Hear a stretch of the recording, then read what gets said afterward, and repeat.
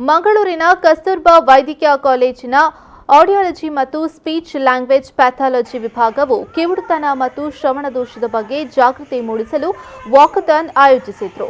ಕಿವುಡುತನ ಮತ್ತು ಶ್ರವಣದೋಷವನ್ನು ಹೇಗೆ ತಡೆಗಟ್ಟುವುದು ಎಂಬುದರ ಕುರಿತು ಜಾಗೃತಿ ಮೂಡಿಸಲು ಪ್ರತಿ ವರ್ಷ 3ನೇ ಮಾರ್ಚ್ನಲ್ಲಿ ವಿಶ್ವ ಶ್ರವಣದೋಷ ವಿಚಾರಣೆಯ ದಿನವನ್ನು ನಡೆಸಲಾಗುತ್ತದೆ.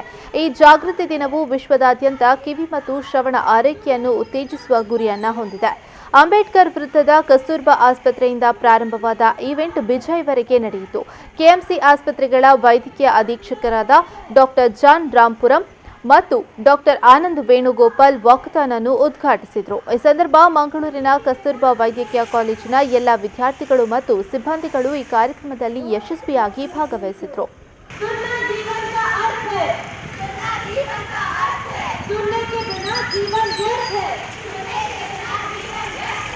सुनने